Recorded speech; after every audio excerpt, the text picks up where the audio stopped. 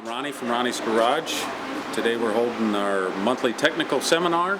We're going to be working on a Silver Cloud 3. The customer did say when he started it up in the morning on fast idle, put it in reverse, he had to use both feet to stop it because it took off like a bat out of hell. On this linkage, there is a stop up here. I don't know if you can see it. There should be a rubber stop right here. Okay, you guys want to see it? They have clouds.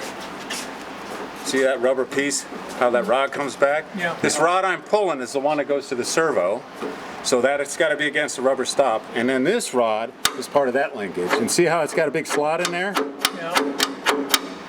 You want it all the way back. Right up against. Yeah. So that's why I keep pulling. Okay. But you want to make sure that rubber stop's in there too.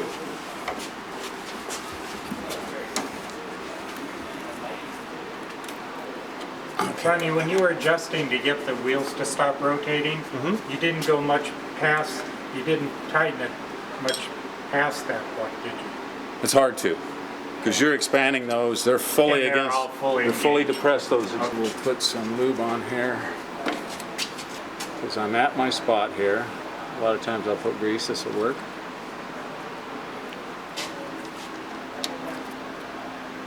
It just slips right in. Okay. So essentially, you should have no play. That's your fully applied, fully released rod setting. Now, these take a cotter pin.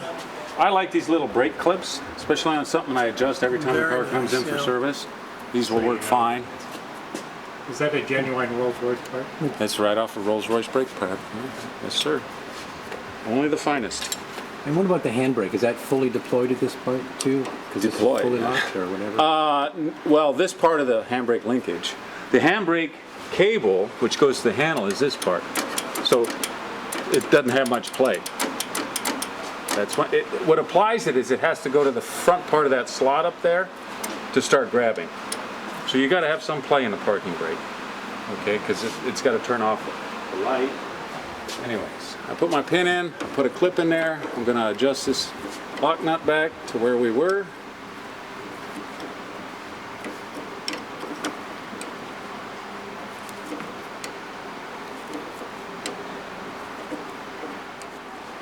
Okay, so the last person who worked on the brakes put this all out of alignment. You have to put it all back?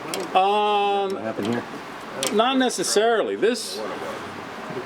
Yes, it's been compensated. A lot of people, instead of adjusting the parking or the brake shoes here, they'll adjust this to where they get it towards, and it's not the right way. Because then you're taking out the expanders. You're expanding them to get your brake shoe adjustment instead of using them for what they're supposed to be used for. Okay, so let's put the springs back on so that when I back off the adjusters, it holds that expander back. That's the idea.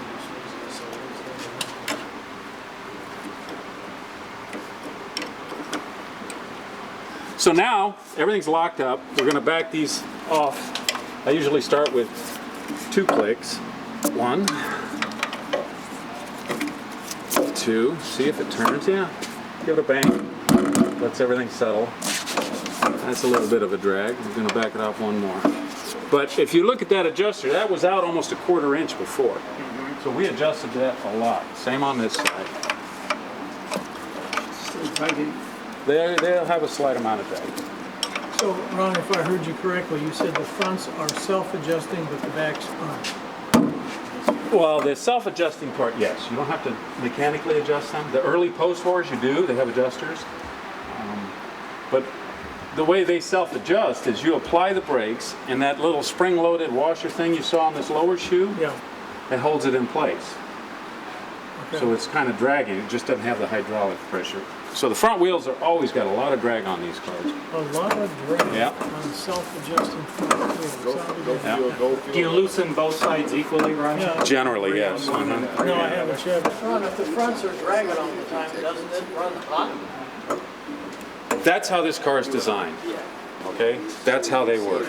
They have a slight amount of drag all the time. And it doesn't That's bake the how it's shoes? designed. That's how it works. They get warm, but they work for years that way. It's just how it's designed. So, And the reasoning, listen to the reasoning, okay? Drum brakes, American cars, I think, have what's called a residual valve, especially ones with the disc up front and drums in back, because the drums typically will retract, and the drum will take a lot more fluid to move those shoes out to get contact than a disc brake that it has a slight amount of drag too. The only thing that pulls a disc brake back is the design of that square seal. It's in at an angle, and there's a square lip seal, so when you press the brakes, it springs back ever so slightly. Really not worth thinking about. So they're always up against it. So if you have a lot of play, think about this, on a dual master cylinder like an American car, usually you get resistance back here before it applies the front brakes. So you've got to further travel. And then you start to apply the front brakes. So what they did is they came up with a valve to hold the brakes shoes out a little bit on the back. So what Rolls-Royce did is they just made those, they're called anti-shake back washers, and you're not supposed to lubricate them. It says right on the washer, do not lubricate, because you don't want it pulling back. There's no return springs.